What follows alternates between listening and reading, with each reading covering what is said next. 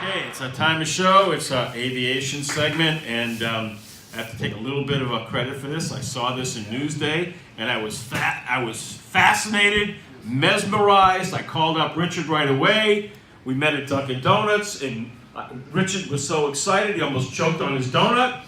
It was incredible. So tell us more, Richard. I'm dying to hear more about this fascinating story.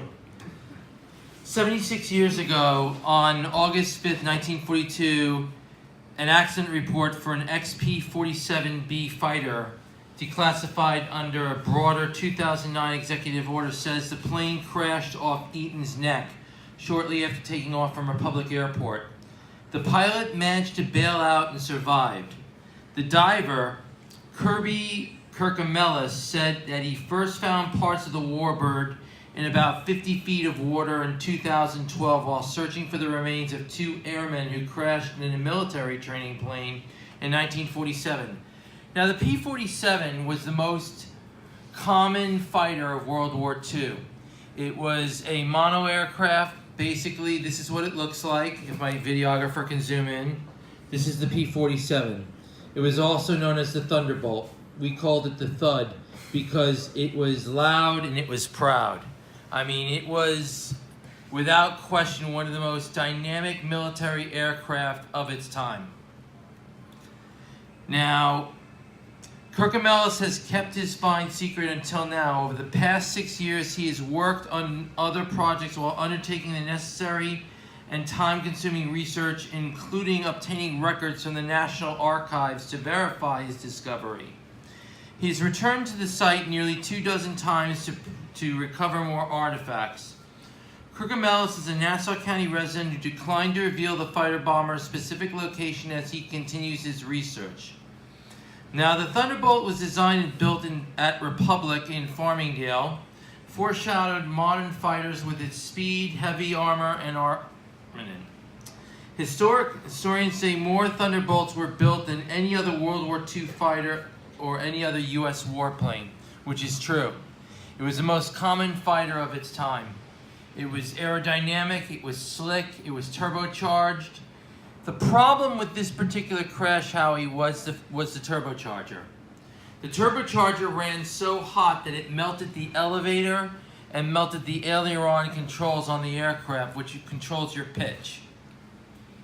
As a result, the plane nosedived from an altitude of 12,000 feet. Gilmer told Army Air Corps investigators that the stick became light and useless. He smelled burning rubber and realized that heat from the turbo was burning the tail and melting the elevator rod, the accident report said. Now, this isn't the first time that there was a crash involving a prototype. Oddly enough, a second prototype, this one from Grumman, the XP-50 Skyrocket, was canceled afterward, though its design heralded the XF-7F-1, the first World War II fighter plane to land on carriers with tricycle landing gear, which is really important because back then you had what were called tail draggers, Howie, in which you had two wheels in the front and one wheel in the back that was small, so the plane would drag like this. I think that what happened here was a catastrophic malfunction of the turbocharger, which caused the aircraft to overheat dramatically, causing the plane to go into a death spiral at 12,000 feet.